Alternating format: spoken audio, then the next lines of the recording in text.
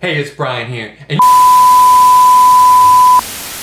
now, video taken down. They don't like what I'm about to say. Oh well, gonna say it anyway. Free speech in America is under attack right now. And as an objective, independent, critical thinker who thinks for myself and doesn't utilize groupthink, plus is not a coward, I can see that.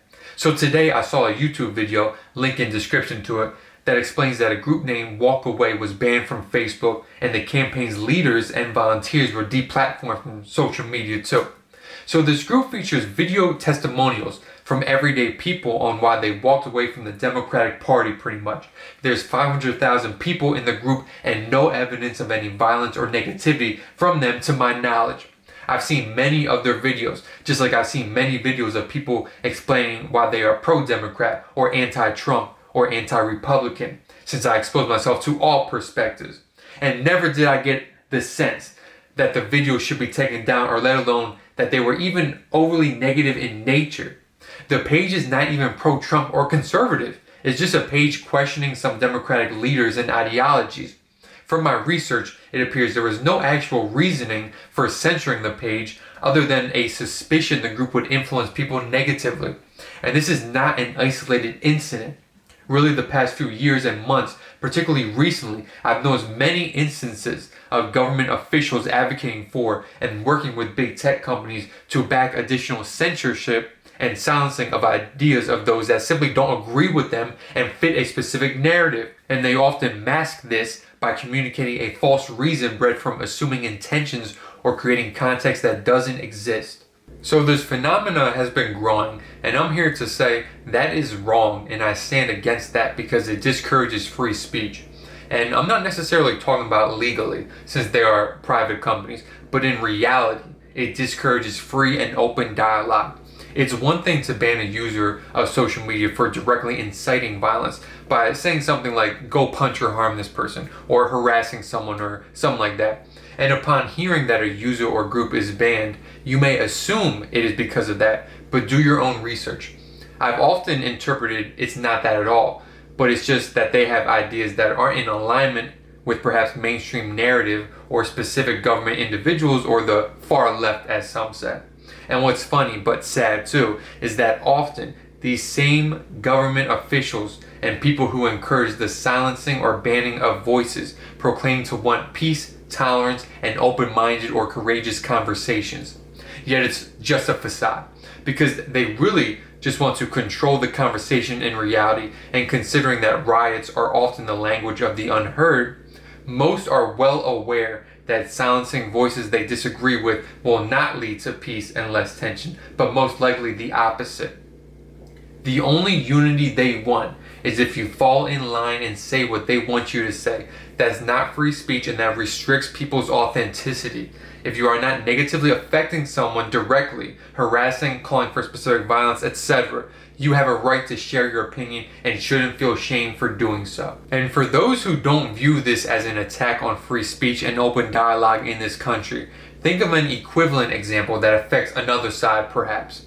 So imagine if government officials were advocating for and working in tandem with billion-dollar tech companies to ban people expressing controversial political or life views that you agree with, or perhaps a group dedicated to voters or Republicans who expressed why they were not voting for Donald Trump, which is an actual YouTube page, by the way, and perhaps they deplatform that whole campaign.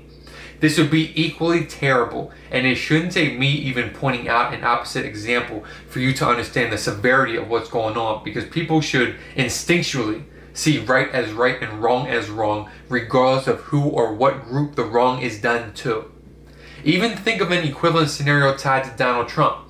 So he was deplatformed on social media, specifically Twitter, who said he was, quote, banned due to the risk of further incitement of violence. And the article I read goes on to say that it is due to specific tweets he said, where he basically told his supporters they will have a giant voice in the future and to encourage them to not be treated unfairly.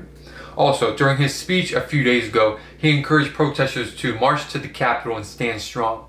So imagine any leader throughout history, perhaps a political leader in the past year at a 2020 summer protest, or a leader in a past civil rights movement, encouraging their followers to simply have a voice and not stand up against mistreatment, And perhaps in a speech, he or she encourages thousands of protesters to march on a road towards some specific destination as part of a planned protest. And then he or she encourages them to stand strong and share their voices no matter what. And then in that scenario, say some people in the crowd, when they get to the destination, break into the building. Would you also say that leader was inciting violence? Perhaps even after he or she clearly condemned the violence? Should he or she be held responsible for what every protester does that shows up to his or her rally? Is the meaning, connotation, and intention behind speech not up to the individual speaking, but instead someone else?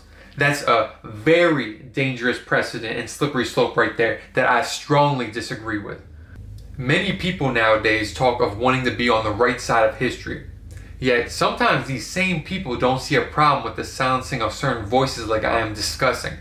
Perhaps because it is against quote-unquote the other side, or people quote-unquote you don't agree with. And this is so problematic because it insinuates that you should only fight for injustices or unfairness when it is against you or your group directly. I guarantee you, people who follow that logic, if they were in a time machine and back in the 1850s, they would have criticized white people or northerners for standing up to the government for enslaving black people in the South solely because they weren't negatively affected by it. Don't just assume because someone is on your quote-unquote team, whether it's your political party, race, or any group, that they have positive intentions. You need to call out BS when you see it and understand that anybody who suppresses voices that appropriately and respectively calls out the powers that be is not concerned with positive change or open dialogue whatsoever. If you don't condemn that behavior and stay silent about it instead, then you lack integrity, moral character, and or courage, in my opinion. Even if I don't like someone or agree with what they have to say, I will still acknowledge and advocate for their right to say. And truly, though the people doing the censoring is primarily on one side, leftists and or Democrats, it's not really political at all in nature. In fact, I'm not a political person. I mean, when I take a political test online, it says I'm slightly liberal. But depending on what is being said, I've sided with people of all political backgrounds. I judge ideas, not the people behind the ideas. So the two sides aren't actually left versus right at all in what's going on.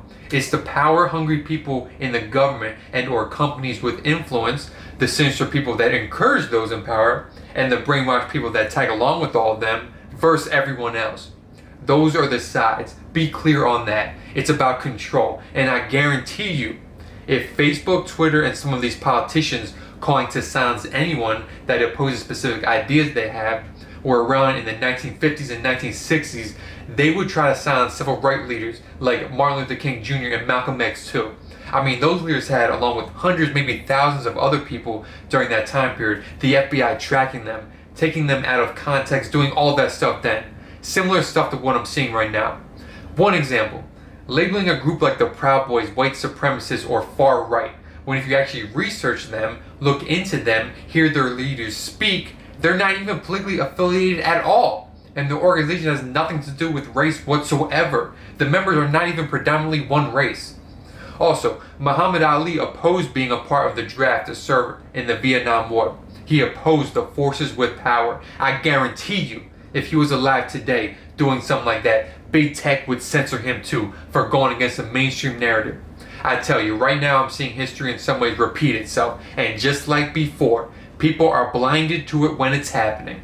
I've noticed this to a degree for years now, and it's only gotten worse to the point now that people or groups are being censored, not even due to anything they are doing or saying, let alone insinuating, but simply because of a false insinuation or assumption someone else is making. And if that wasn't dangerous enough, it's not even conservatives or Republicans being censored now. It's anybody who disagrees with any particular aspect of a particular mainstream narrative or ideology. If you oppose what people in power are saying about anything that seems to be looked down upon right now, and you run the risk of being deplatformed. Reflect on this quote by the French writer Voltaire too. So he said, to find out who rules over you, simply find out who you are not allowed to criticize. Even myself, as someone who is trying to grow myself, my brand, influence people, I'm aware of the notion that if I speak too far out of turn and get too many followers, I might be censored on social media. Not because I say anything too controversial, but because I keep it real, and often the truth offends some people. And you best believe they'll come for you at some point too, when you have and voice an opinion that's not in alignment with how you quote unquote should think about any particular subject. People shouldn't have to hesitate while speaking in a free society, but here we are in 2021 where open-minded dialogue and agreeing to disagree are becoming past concepts. I hope it changes and the powers that be start acting like adults some way or another. I hope we all in time understand the need for everyone to have a voice and share ideas openly and not have the quote-unquote so-called leaders dictate the conversation. We are human beings at the end of the day, so enough with the tribal and group mentalities that I'm seeing more and more of in recent years. Be tolerant to others' perspectives on an individual level.